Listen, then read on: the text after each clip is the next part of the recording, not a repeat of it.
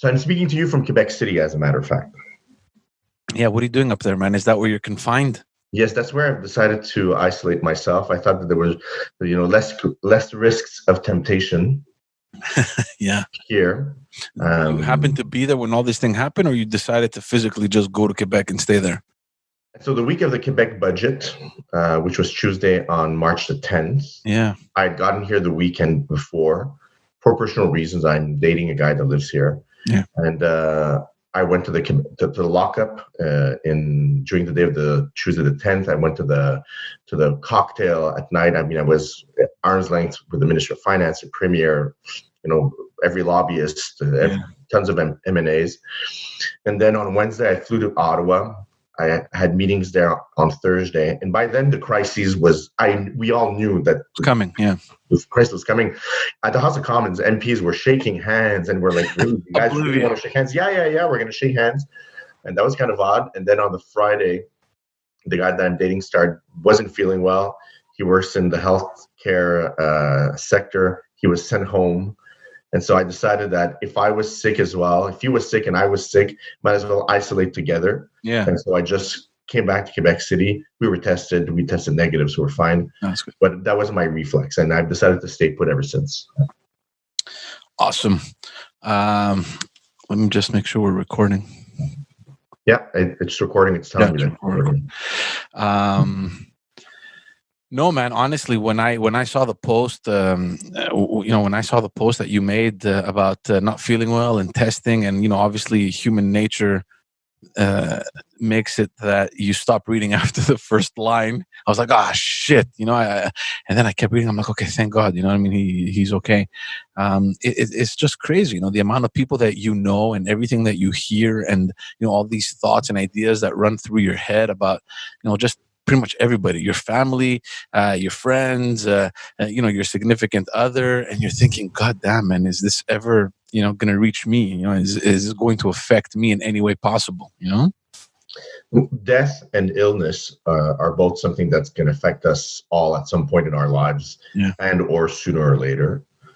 The reality of this crisis, though, the reason why this crisis feels like none other is because there hasn't been an event horizon, right? A bomb was not detonated, a plane did not crash, there was no earthquake, there was no tsunami. It is a crisis that is slowly creeping upon us. Yeah. And we've known it for months now that something was rotten in the state of Denmark and China. We've known it for months. But, we've didn't really see it. The people dying abroad in another country didn't really impact us. And when people started getting sick here, it's still, again, bodies aren't lining the streets. Yeah. We're not seeing an overflow of the sick people in streets or overflowing out of hospitals. We're still not seeing that. And I don't know if we will see it. And so that's why the notion that we are living in a crisis is very, very extraneous, very foreign to us. And it's also, again, still almost unbelievable. What's starting to make it believable is that we're seeing lines at Costco's with people standing 2 meters away from each other in lineup. Yeah. We're seeing police roadblocks. We're seeing new opening instructions for essential services such as the SAQ, for example. It's an essential service. But if the state's going to sell it, they better make sure that it's available. Goddamn right, yeah. And so, and also we're getting this daily briefing by by the head of our government, the Prime Minister and the Premier in our case. Oh no, there's this ever presence with everything going on that kind of makes you feel that you're living through a crisis, right? It's not like, it's very doubtful to me that there are people out there that are oblivious to what's going on. I mean, unless they live under a rock, they understand the severity of the issue. But I'm not sure if everyone understands the severity of the issue.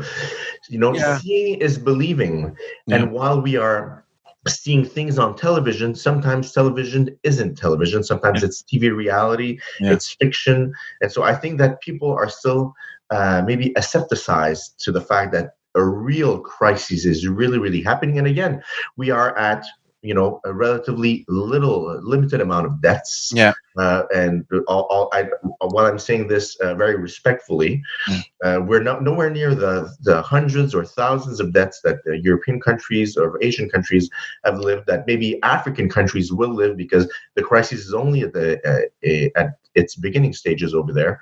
So that's why, again, we are in Quebec are living, some sort of a crisis light set of circumstances, because we've been extremely proactive. We are obedient. We are following instructions mostly, and we listen to our leaders that we've elected. And François Legault has never had higher approval ratings, and no other Quebec premier in the history of Quebec has ever had higher approval ratings. Why? Because he's calm, cool, he's collected, he's serious. He gives it to us the way it is, and of course, there's some. He manages us to some degree as well, in the interest of not having population panic, in the interest of having an orderly slowdown or shutdown of the economy, and having an orderly picking up of supplies, and then going back home to self-isolate. But the reality is that these are exceptional circumstances that we've never lived before. I mean, the wartime wasn't like that. Spanish influenza wasn't like that either. But this is really, really completely abnormal. First time that we lived this. Yeah. Do you think that we were well prepared over here? I mean, you mentioned before that we saw these things happening.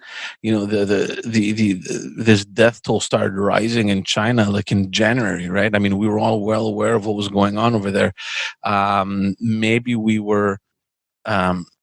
Maybe I don't want to say oblivious, but maybe we didn't want to alarm the population. But once it came knocking, it came knocking fast. You know what I mean? Do you think that even though nobody sounded the alarm until mid-March, like mid to late March, do you think behind the scenes they were seeing what was happening and they were taking measures to prepare in case something were to happen? I think that it was impossible to prepare for this. Yeah. Because who would have guessed? Really, sincerely, who would have guessed? Who would have thought that a crisis of this amplitude would befall upon us? Mm-hmm. Again, I'm going back to my original statement. It's not a meteorite, an asteroid falling upon Earth. It's not a tsunami. It's not an earthquake. It's not a terrorist attack. It's not a plane crash. These are absolutely. It's a slow-moving, slow-paced menace and threat that is coming upon us. And while we saw it coming, we had a hard time to grasp and to conceptualize that this would actually really, really be happening.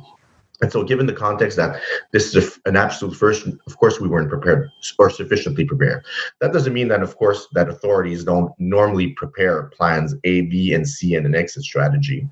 But at the same time, we look at the U.S., the greatest democracy in the world, the best country in the world, the most equipped, the best army, the best scientists, all of the money in the world couldn't prepare them to be able to face this crisis, which is going to be far greater there than it is here.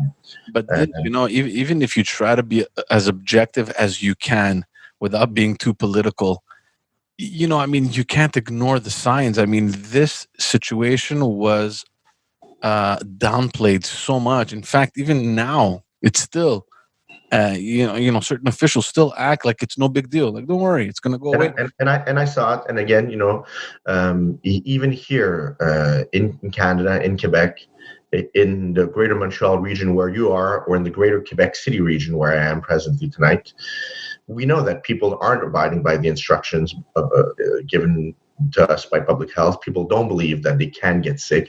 People don't believe that they can die. Yeah, but Carlos, COVID-19. It's very different when you have people that decide not to obey to a certain extent, and when you have mixed messages coming from your government authorities or government or health. But it's government by the people for the people, and so therefore, I mean, you could be president of the United States tomorrow morning, and if you don't believe that this is a real threat to the Americans' way of life, at the end of the day, you're an American yourself, and so that's why I think that we need to take those things with a grain of salt. Yeah. To answer your question, were we prepared? No, but we could have never been prepared. who knew that we should have closed our borders completely, sealed them tight 2 weeks ago, 3 weeks ago? Yeah. What do we do with over 1 million Canadian citizens that are abroad at that time and that want to come back? How do we let them come back? Should we send them off to some isolated place and let them quarantine there for 14 days? How are we going to operationalize that? Yeah. What are we doing with our borders? What are we doing with enforcing curfews and people going home? Those are all questions that we as Canadians have never, ever thought about. Yeah. Maybe in October 1970 in Quebec, in certain parts of Quebec, older Quebecers remember what it was to have a curfew and have the army in the streets because of a domestic terrorism crises. Yeah. But apart from that, no one has ever lived any of this before. And so we're truly making up rules and policies as we go, as we're going. And we're also ourselves as citizens, as taxpayers, as people that live in these communities, we're also, as we are going, as this story unfolds, we are adapting and understanding and reacting positively or negatively to the situation. The concept of having to stay home, not going to the office, not engaging in my normal social activities, not being able to go to a restaurant or not being able to decide, okay, tonight this is what I want to eat. I'm going to go and buy it at the grocery store. I'm going to come back home and I'm going to make it. That's part of the daily lives of many a Canadian. And today we can't do that anymore. And that is a shock. And of course, it sounds a little bit privileged the way that I'm describing it, but all of this is a shock. It's a shock to children that can't go to school and that want to go to school. It's a shock to parents that want to work and that are told by their factory general manager or their union president, no, we've not been designated as an essential business service. And we all need to go home and go be put on unemployment for many.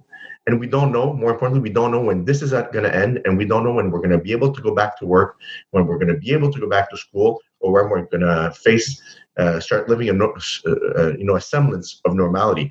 All these uncertainties are creating a very, very high level of stress for people, and we're all adapting to it at the same time as governments are adapting to the situation. It's interesting what you're saying, because I think in terms of preparedness, Quebec has had to deal in the past with different natural disasters, right? That had caused some sort of political and social crisis. And I think in that respect, I think we were, quote unquote, ready for whatever may occur, right? I mean, you've been through it in the past. You've gone through those mistakes. You've learned, how to prepare and how to be, accept that kind of challenge. How to react, how to deal, exactly. How to manage crises, right? But something like this that has to deal with, your population's health, the urgency is something like next level. And I agree with you with what you're saying. I mean, it has caused, yes, distress, but also a lot of, unforeseen elements in everyone's daily lives, Quebec has had many an incident and a crisis and a catastrophe in the past, say, 30 years.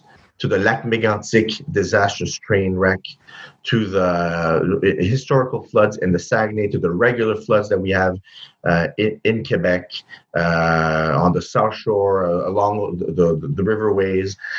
We civil defense, the provincial police, the hospitals, the government usually are quick to react. Forest fires, name it. We live through these, but again, they all have a common denominator, is that they have an event horizon. Something happens. There's an élément déclencheur, and it happens, and then it defines. This was the beginning of the crisis, and we are managing the end of the crisis. So we're putting out the fire, or we are containing the floods. Those are normal reactions that we are used to performing. We're used to managing that. Yeah. Now we are dealing with an invisible, smellless, tasteless enemy who's mortal, who can be anywhere around you, on a surface, the door of a store that you walk into, on a banister in a bus that you're holding on to the person that you're talking to can be carrying it and not being symptomatic. Again, this is science fiction. Yeah. This is stuff of the Jetsons. Yeah. And this is stuff that we see in science fiction movies. Who knew that really something like this would happen to us? And, Ebola that we know about and hemorrhagic fever are all African diseases that we only hear in movies with Dustin Hoffman that, are contained by the army. Again, this is all 100% science fiction, things that we've seen, but that we've never really believed. Now, the reality is that, fiction has become reality, and that also takes a huge step of adaptation. The learning curve is tremendous, and again, since we are fighting an invisible enemy, of course level of stress for individuals in the population is skyrocketing. Because otherwise, in a classic war context or in a forest fire, we know who the enemy is. The enemy is the guys across the border, or the enemy, the threat is the forest fire. That's, we know, don't go to the forest fire. It's clear, it's obvious, it's learned behaviors. Now we're finding something that, I could be sick right now. And apparently the way this disease works is you can be sick for 2 weeks and be asymptomatic. Yeah. And then you become sick, but you've been giving it to everyone else during that the past 2 weeks before. How crazy is that? Yeah. Do you think that because Canada has this this security, this social blanket, these programs, this infrastructure that's already in place to take care of, numerous welfare situations. Do you think that having all that in place already gave our government and the provinces kind of an edge, kind of a head start over any other country all over the world, where they have to kind of sit down and think of implementing measures that already sort of exist over here? Yes, of course. I think it gives us a strategic advantage. At the same time, there's going to be the well of money is going to dry up at some point. Yeah. We don't have an infinite amount of money. And while we have the fortitude of having systems through which to funnel money to those that need it, and I mean, today, those that need it are those that have lost their jobs, those that aren't able to work. They are those who are taking business risks and have bet everything that they own to create an entrepreneurial project and employ people and create wealth in their communities. It's people that are sick. It's people that could be sick and that are quarantined or forcibly isolated at home. The elderly. Everyone else. And so the amount of people that are requiring help is tremendous.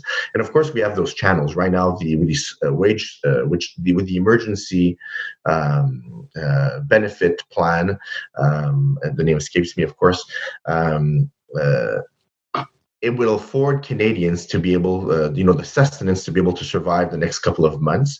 And that is a phenomenal opportunity for Canadians to be able to put bread and butter on their tables. At the same time, I think that with this wage subsidy that the government has enacted recently, the idea is for companies to retain their employees for as long as possible by subsidizing 75% of their salary. Yeah. And in those cases where they can supplement the 25 additional percent to complete the 100% of their salaries, then that's what the government is encouraging people to do. And so fundamentally what they're saying is that it doesn't matter if your employees are home playing Nintendo and keeping safe for their families.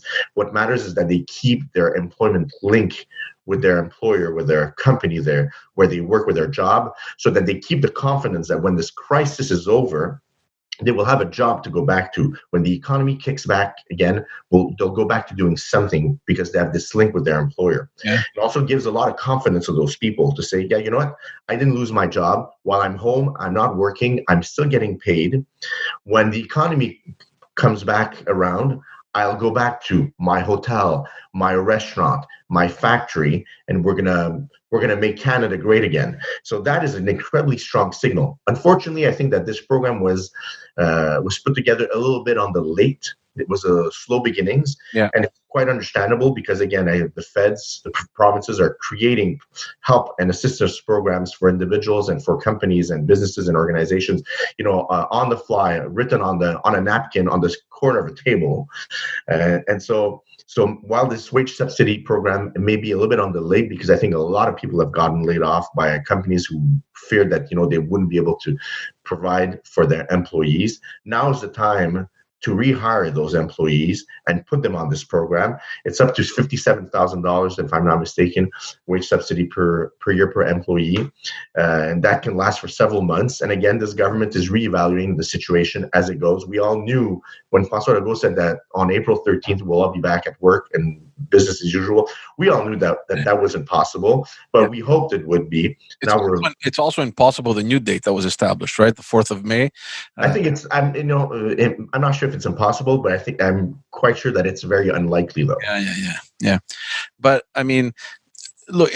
In terms of the leadership that you've seen, I think our and even across Canada, and everybody has kind of elevated the Quebec premier, and rightfully so, because I think he's doing a fantastic job. But in general, across Canada, I mean, they have stepped up to the plate, and I think they're on the ball. I agree with you. Like at a federal level, they were a little bit, it took a little bit of time, to start to get that ball rolling. I don't know why, but it felt as though, the provincial premiers were already kind of taking measures, and they wanted to move on issues that, of course, weren't in their jurisdiction, and they were expecting the federal government to move on them. And, that took a while. I get it. I mean, it's a much bigger jurisdiction. I mean, closing off your borders to the U.S., I mean, you can't just snap your fingers and get it done, right? The international flights coming in, that too. Like, I mean, they have to manage issues that are huge, right? Absolutely. They have to manage, the greater perspective of the economy, the greater perspective of our essential relationship with the United States of America. Yeah. The fact that we had over 1 million Canadians abroad that were seeking to be patriated, brought back on an emergency flight, or were trying to make their way back home, trying to send the signals to the provinces that, they get to do their thing, because health is a provincial matter mostly. And so I think that, the federal government had a lot on its plate. Also, the prime minister had to isolate himself. And so I think that, while that wasn't debilitating, there's, a maestro can direct the orchestra on Zoom like this, but it's nothing like being there with the orchestra at the same time. And so I think that there were a couple of set of circumstances that, by virtue of being the federal government, they had to deal with, and it's not their fault. But at the same time, they couldn't have expected this. And I think that the reactions that they had, even though they perhaps appeared to be a little slow, were the right ones. We couldn't shut off our relationship with the Americans, overnight, because we have to think of the long term. At the same time, disbursing the amounts of billions of dollars that the federal government is going to be disbursing for companies for this wage subsidy and for this emergency help program to Canadians is going to cost billions of dollars as well. Oh, yeah, for sure. And I'm pretty sure the Minister of Finance didn't have that change in his pocket. So, arrangements needed to be made to make sure that this money is available. And then how do we push it out to people? Do we send them checks? How do we evaluate who gets it, who doesn't get it, up to what level? Again, these are incredibly complicated and complex issues. In my job, I've been working pretty much every 7 days a week in the past 3 weeks with clients and stakeholders, and I've spoken to people. I was going to actually ask you about that. You're still working? Yes, I'm still working in our company. We're very fortunate to still be working, all of us, and we are helping our clients who are associations of very large sectors of Canada's economy, dealing with, will they be supported by the government, by the provinces, by the federal government? Should they be sending the employees at home? For how long? All these questions are being looked at on a day-to-day basis. And I myself, personally, have spoken to very high-level officials throughout the weekend on all sorts of issues. I know that they're working very, very hard, and it appears, I know it's easy to think that no one's doing anything, but these guys and these girls are working very, very long hours, have the weight of Canada's economy and the weight of the well-being of Canadians on their shoulders day in and day out. So they're working very, very hard to make sure that things happen for them.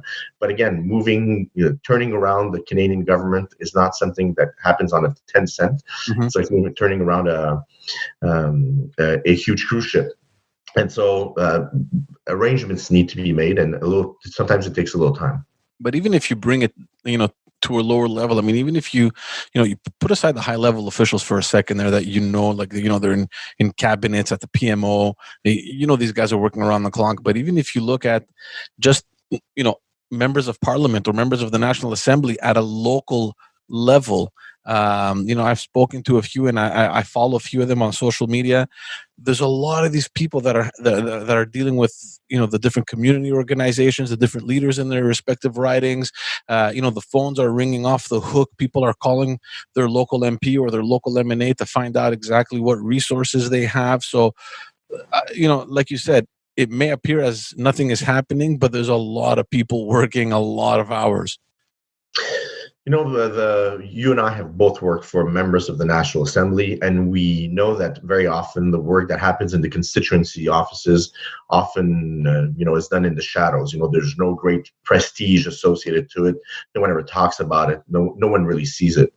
All we see is the elected officials voting in the House of Commons or in the National Assembly. Right. That being said, we know that the constituency staff is the first point of contact for community organizations, the vulnerable, local leaders as well, whether they be from the municipality, from the schools, the community organizations, and so that information needs to flow. And I'm quite convinced that the phones of every member of the National Assembly and every member of Parliament is ringing pretty much all the time. People are asking for questions. People are, again, the level of stress is extremely high. People don't only want to read something on a website or in the newspaper. They want to connect with someone, and when they call a 1-800 number or a 1-877 number, they don't always get to speak to someone quickly. And so where do they turn? They turn to their local elected officials. And so I know that these folks are getting lots and lots of calls, and they have to know what to answer. They need to be able to direct the citizens and taxpayers and voters to the right resource, try to help them out. Of course, in some constituencies in Montreal, particularly, as you and I know far better than anyone else, sometimes there are lots of cultural challenges and language barriers. They don't understand. Yeah. Right, so I know that a lot of the Quebec ads have been translated in an incredible amount of languages. But again, you need to go to explain sometimes to people, especially older people, why is it important that they stay home, and you have to explain to them in their language.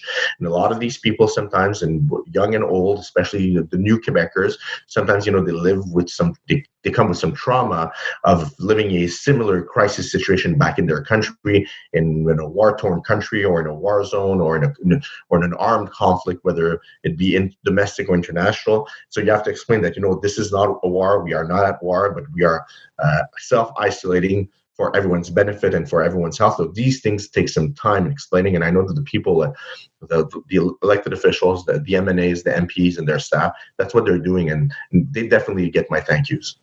Let me talk to the PR professional for a second there. Let's just look at. I'm looking for him. Where is he?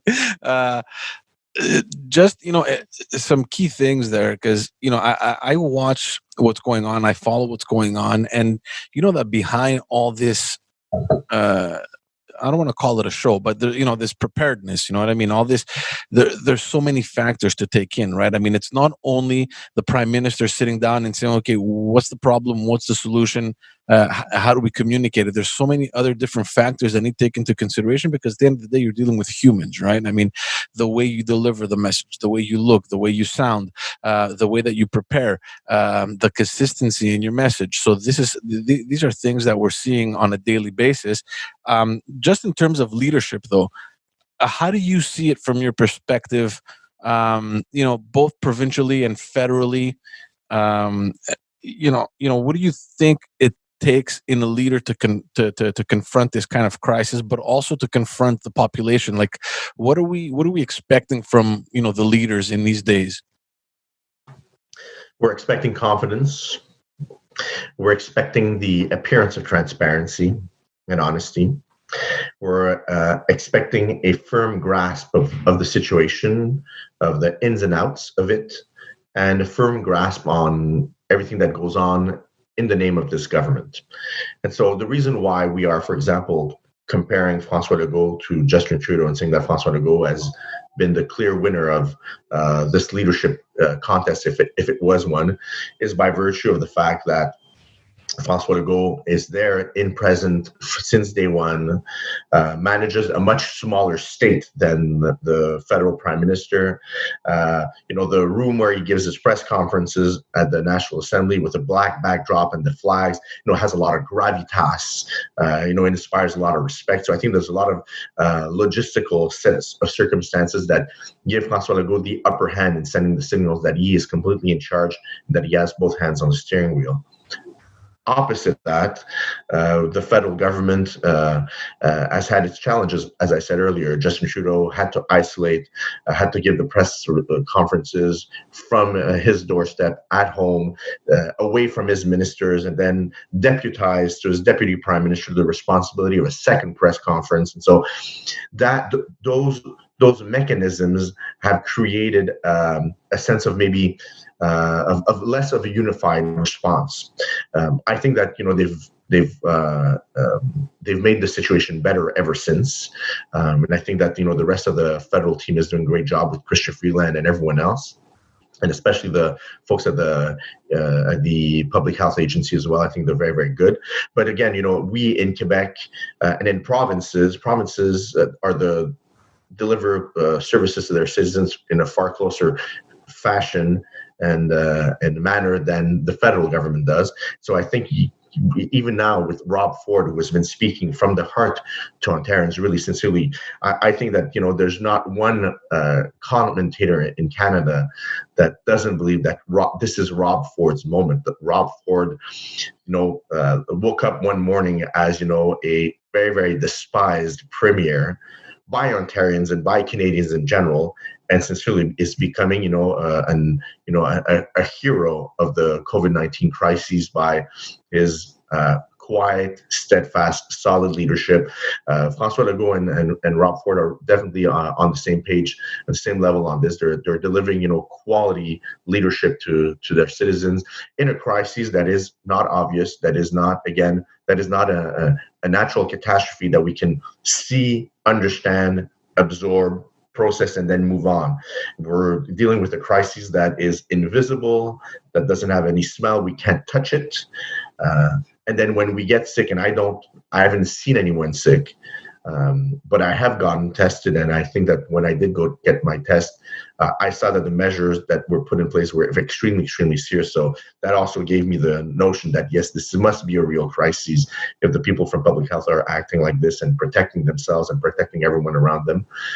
Again, in this context, in the context of a crisis that we have not really seen, we can't really see it, I think that this type of leadership is extremely important, but the feds are doing far better now. Yeah, no, I agree with you.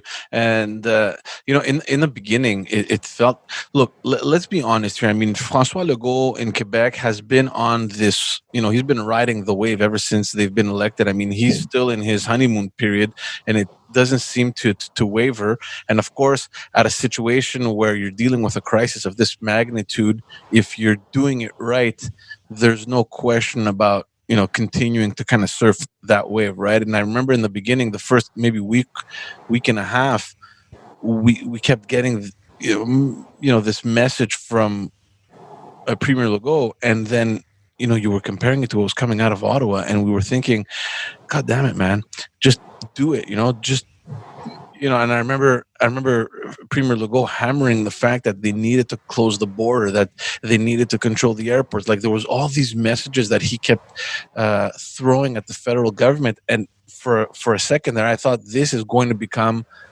like a conflict between the provinces and Ottawa if they don't get their shit together. You know what I mean? But there are always conflicts between provinces and the federal government. That's not new, and this is not the first issue, and it's not. You definitely don't need a conflict. You don't need that sort of conflict at a time of a crisis, right? You need. At the same time, and I'm not making myself I'm not going to apologize for the feds, but the reality is that the federal government and provincial governments have their own sets of responsibilities. Yeah. And while Ottawa may think that Quebec or Queen's Park should be doing something differently, it's not up to them, right? It's up to the provinces and vice versa. But like I said, the feds were a little slow. I agree completely and wholeheartedly on that. Yeah. I would have done things differently. So would you.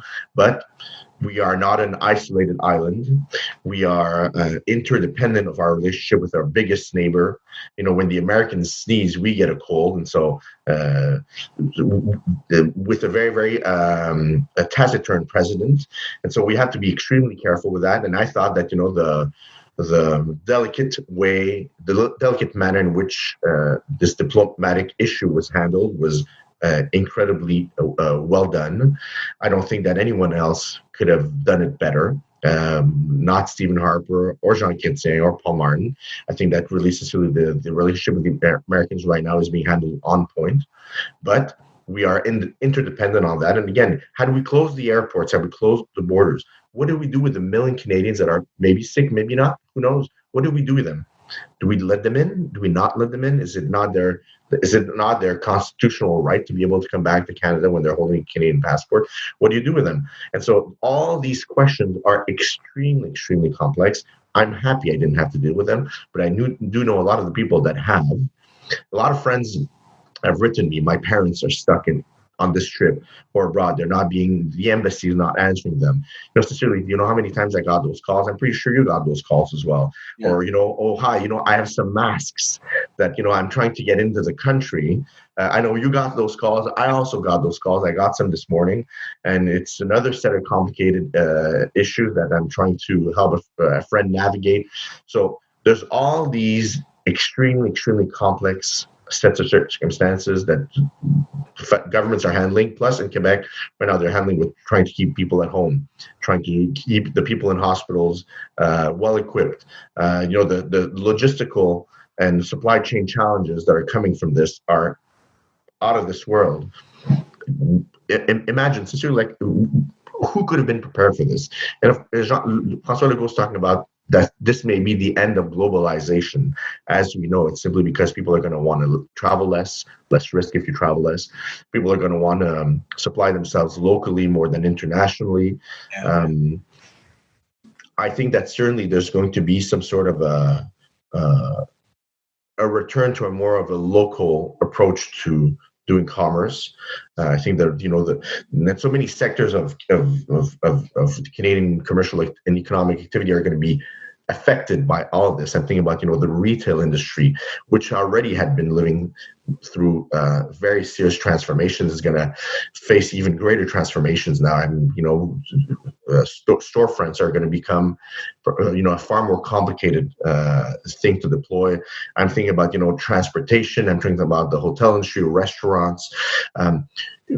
When will this crisis end? No one knows. When will we be able to go back to have dinner at a restaurant? No one knows. When we do, though, are you going to want to go with your wife and your children in a crowded restaurant, not knowing, is anyone still sick here? Is anyone not still sick here? You're not going to be affected and traumatized by this whole experience of the COVID-19 crisis that we live in 2020? I read something on Twitter that made me laugh, and I mean, it shouldn't be funny, but it was, because and this was like weeks ago, like when this thing first started, and I can't remember who it was, but they wrote on Twitter, coughing in public has replaced the N-word.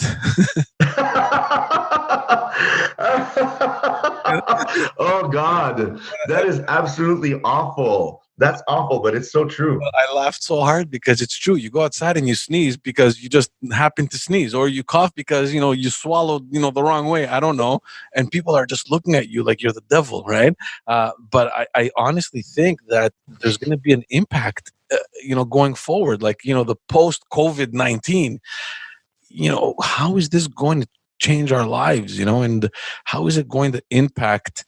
What impact is it going to have in our everyday affairs? I mean, just before we went live, we were talking about how just technology has replaced everything. Everyone has had to sort of adapt the way they have to work, especially the ones that do work, or either from home or from wherever they are.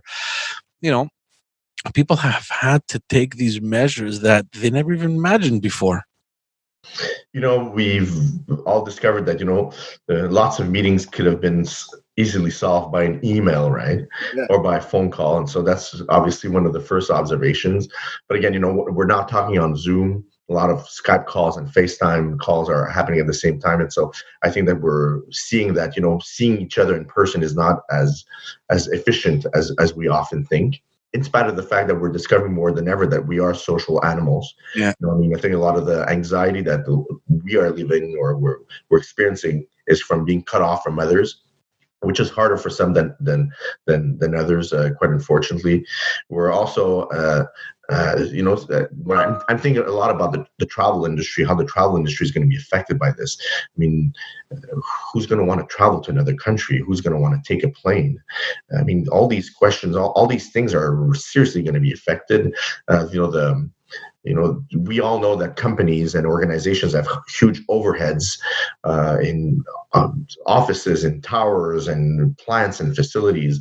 It's a lot easier, much more cost effective and much safer to keep employees working from home, send them the right equipment, and then they can work from home, and you can still connect as easily and as clearly as we are now. What I have observed, though, is that on the onset of the crisis, when everyone was switching to telephone conferences, the telephone conferences lines were jammed. At 10 a.m., at 9 a.m., at 9:30, everything was always jammed. It was impossible to get a line. So we in turn, I'm sorry, I'm getting emails. It's 9:46 p.m. and I'm getting emails still for work. And so I would tell my colleagues and my clients, let's book an odd time where no one's going to want to connect, like 9:17. Oh, no. Like at 9:17 a.m., no one's going to be connecting. People are connecting at 9 or at 9:30, and so we have to adapt, and you have to be nimble, and you have to be fast, and you have to be able to react quickly. So how do you think? How do we prepare for what's coming? I mean, especially for the governments. How do they deal with whatever repercussions might come out of this situation? Whether it's socially, whether it's at a community level, even politically and economically. I mean, like we just said, there's going to be enormous impacts. The billions of dollars that are going to be injected in social programs now. I mean, someone's going to have to pay for them, right? I mean, that's going to affect a lot of the budgeting questions that the governments are going to have to deal with. Like you said, the industries that have taken a hit, are they ever going to come back to normalcy? Are they going to have to indefinitely adapt and change? What do you think is on the horizon? Well, if you can't find a solution to a problem, throw money at it. And, our descendants are going to be paying in perpetuity for the repercussions, the financial repercussions for individuals and communities and companies that this crisis has given us. And so the billions and billions and billions and billions of dollars that are being put in the pot on the table to feed Canadians and make sure that societies keep operating and companies can have a semblance of an opportunity to restart. Someone's going to have to pay for that. It's going to be your children and their children, and so on and so on. But that's the cost of doing business. There's nothing to be able to be done about that. As for companies, I think that we're going to look back at a lot of things again. I think there's going to be a strong desire to buy more locally sourced products, that they may be a little bit more expensive, but I think that there's seriously going to be a desire for that because it's less risk, right?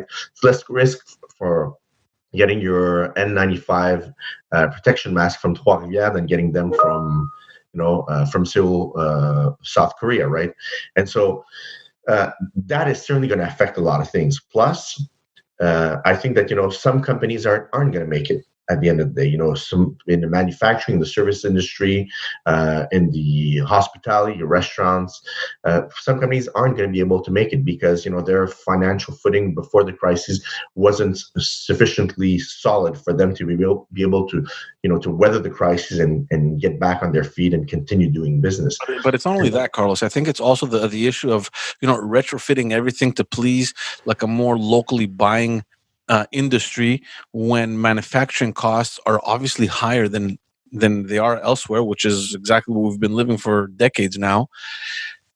It's easy to say that, we're going to put up a platform, call it Le Panier Bleu, like Quebec has done, and it's honorable that they're doing that. But at the end of the day, when the costs are cheaper elsewhere, how are you going to meet those expectations locally? George, we are going to be facing a very serious, a sub-crisis out of all of this very shortly when the summer hits.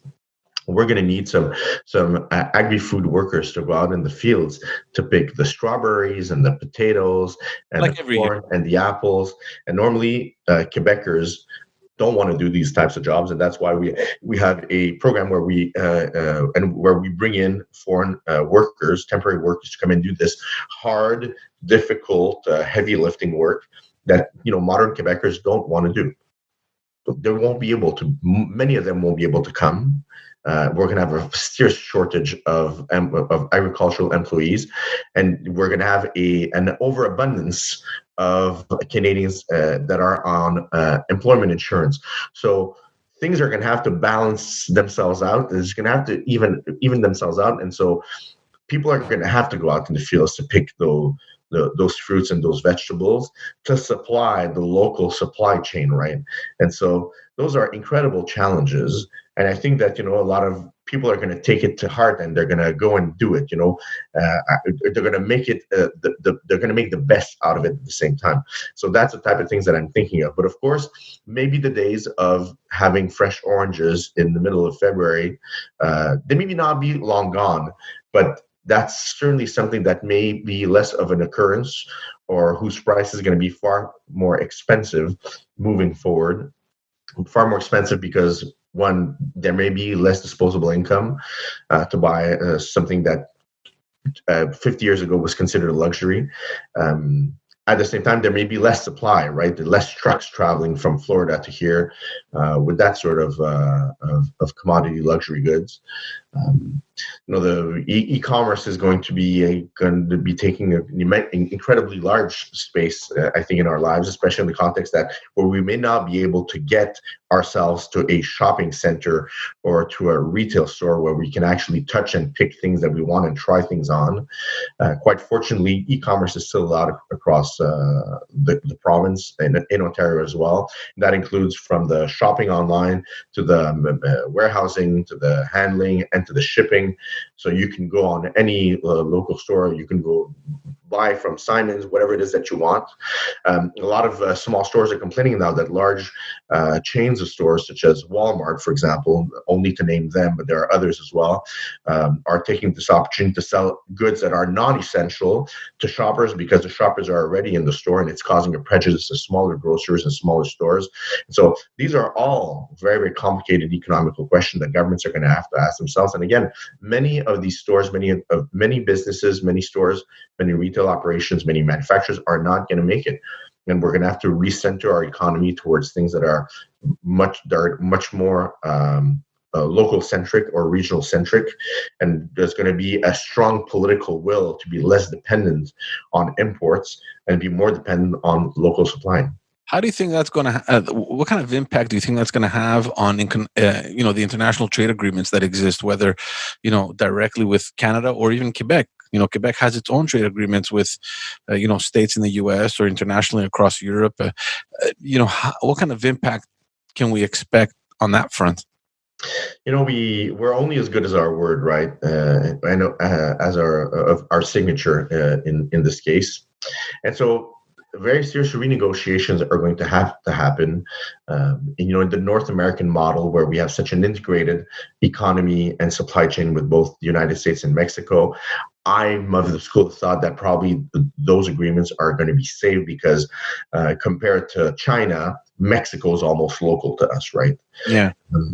That being said, I think again, there's not going to be a revolution. There's not going to be an economical revolution, but people are going to look at things in a very, very different lens. And I think that the consumers are going to have an appetite for very, very different things. Yeah. After all of this, who can tell me that, the average consumer is going to say, yes, let's continue buying inexpensive things from China?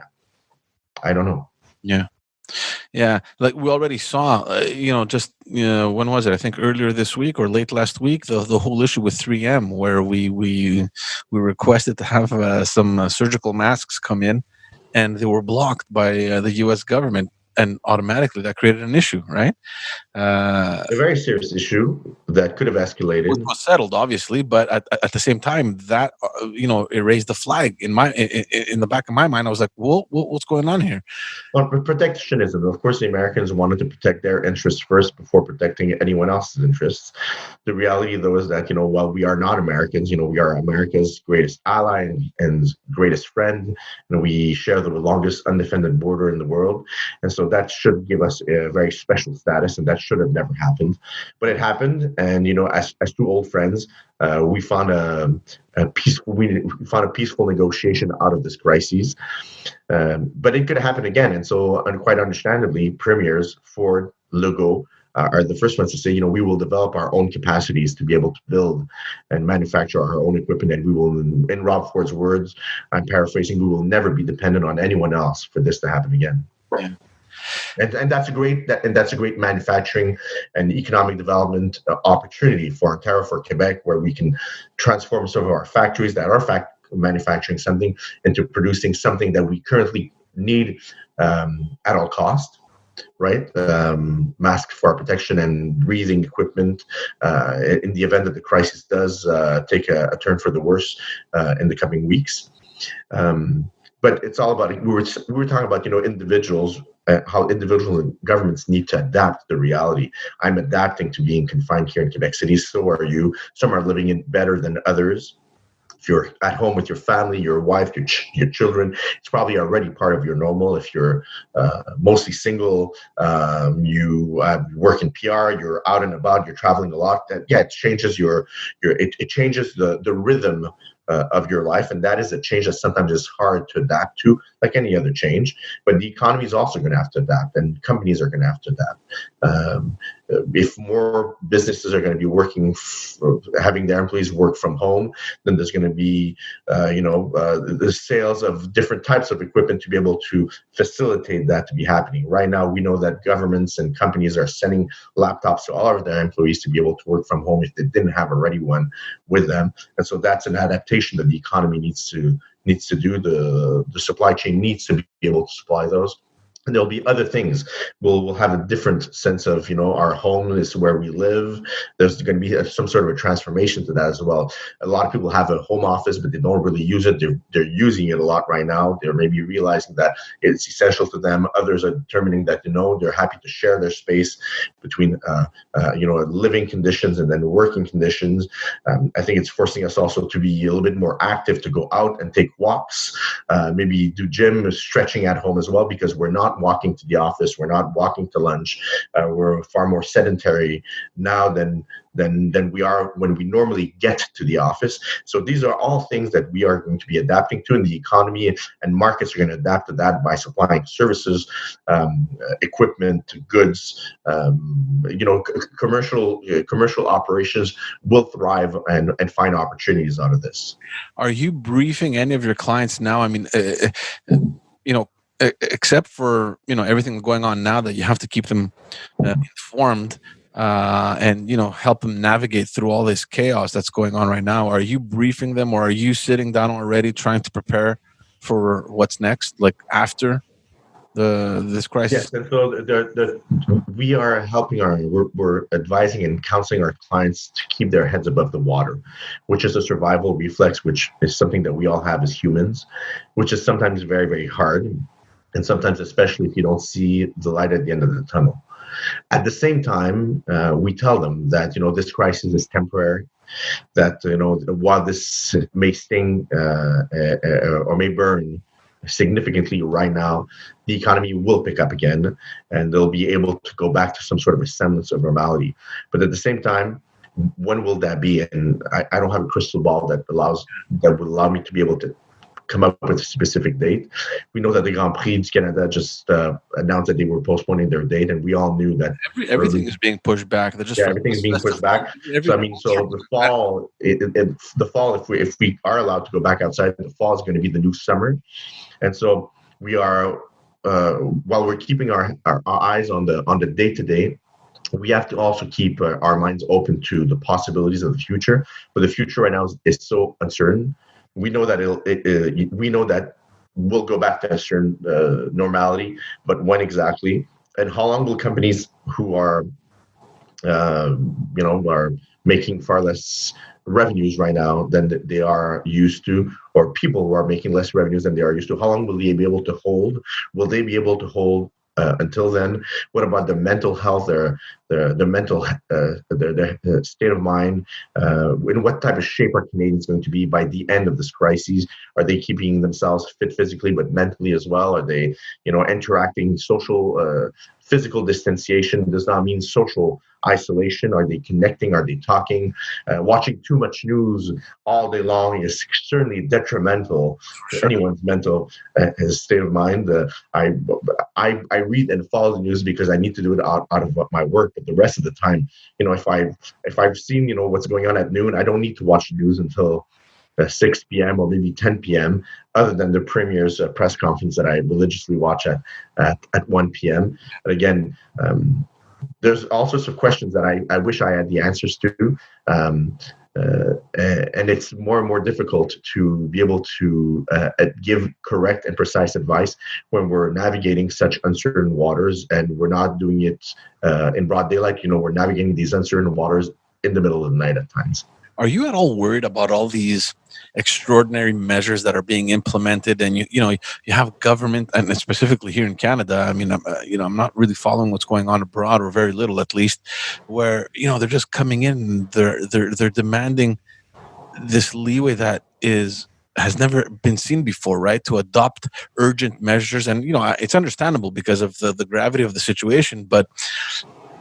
From my perspective, it's also very alarming how governments can just come in and, because of a given situation, just say, look, we need to just enforce these measures immediately. You have police now that can just walk up to a crowd and just say, look, you're too close to each other, $1,000 fine, or, crash a party in a house or whatever. And I don't think it's unnecessary. I think it should be done now in order to protect the safety of everyone. But at some point, there's this fear that they have this now. Will they be able to relinquish it, right? That is an incredibly good question. I'm confident in our police forces and in our governments that our democratic system is so thoroughly ingrained in their DNA and in the DNA of the system that we're not going to see situations where a dictatorship or a military dictatorship or an authoritarian government would refuse to give back emergency special powers that a law would entrust them with. At the same time, these are extraordinary times that require extraordinary measures. Again, if the national director of public health says that anyone that you cross in the street and that you shake hands with and kiss and hug could be carrying a deadly virus that has a chance of killing you, and for some the chances are higher and others the chances are lower, would you really sincerely and in all good thinking want to take those chances? The answer is no. And more importantly, the longer we're stuck with facing this silent and invisible killer that's out there, the longer we're not going back to a normal sense of normality, normal sense of life. And right now, for example, we're talking a lot about China, how China is recovering. I unfortunately don't always believe that the Chinese numbers are credible or trustable. At the same time, though, imagine that these numbers are authentic. China is also a very authoritarian government and regime, a single party. And when they tell you go home, they're not asking you, they are telling you. And so they may have this more in their cultural set of circumstances by virtue of their communist regime. But this is not the type of society in which we live. And so I don't ever see this happening on the long term. But at the same time, I'm also thinking that I've heard and I've seen the pictures from people at Parc La Fontaine hanging out, picnics, business as usual. Go home. What the hell are you doing? Exactly. What the hell are you doing? I've been isolating for almost 4 weeks now. I've seen none of my friends. I've sporadically gone to a grocery store and to an SAQ to buy the bare essentials. Okay. Very essential. Just a couple of cases. I'm adhering to the public health instructions, and it's not because I want to. It's because I feel that I have an obligation to the most vulnerable people in my society, the elderly, the sick, whomever is at risk of dying from this. If I can do it, and the Lord knows that I like to go out and be social and see my friends and have drinks and have dinners.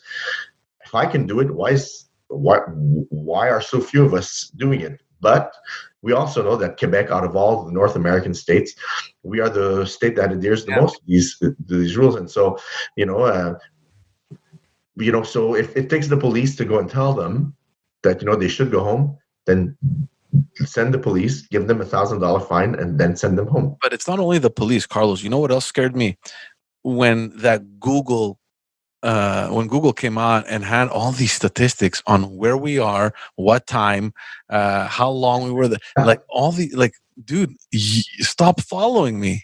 All this information. You don't want to be followed. Don't have a smartphone then. Don't have a smartphone. Turn off your smartphone. Probably the most essential thing that you're carrying on you on a daily basis. Yeah. But these things are scary. At any time, that people have all this information on you. Like for me, that was, it was strange to, even though you kind of knew that this is obviously normal, this. I mean, it's not a surprise.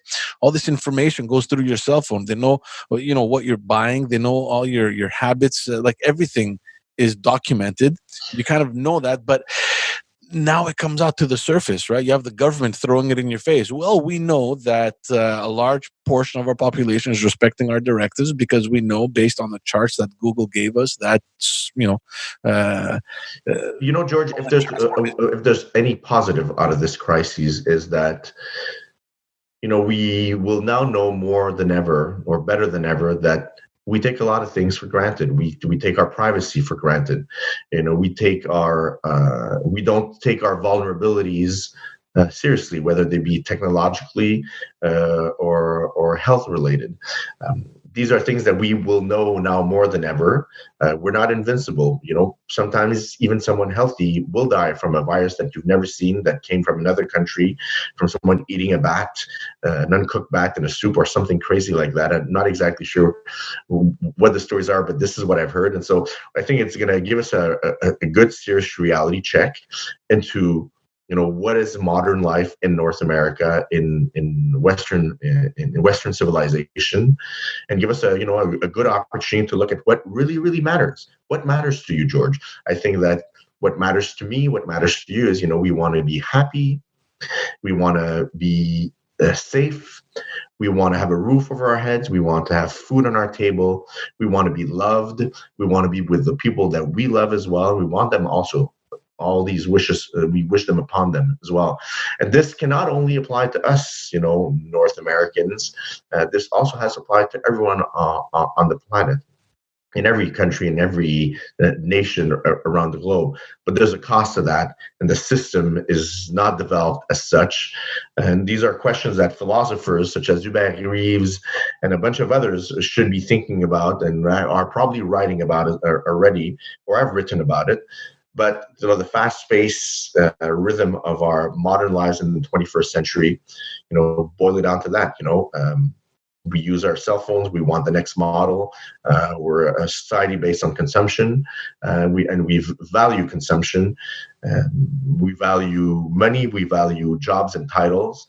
And sometimes, maybe we need to ask ourselves the hard questions: what should we really be valuing as a society? What is it that we want a 22nd century society to be valuing? And those, I think, are some of the questions that maybe people that are at home, that have some time on their hand, maybe it's a good investment of 15-20 minutes to think about those things. Yeah. Dude, I don't want to hold you up too late. I know it's late already. Thanks for doing this, man. And I honestly can't wait for this to be over, man. You're probably one of the first guys I'll call to go for a drink. Yeah, make mine at double. Yeah, exactly. I will gladly accept. And I'm also looking forward for this crisis to be over. And I'm hoping that we're going to get out of this with as little casualties as possible. But again, stay home, wash your hands. It's as simple as that. Yeah.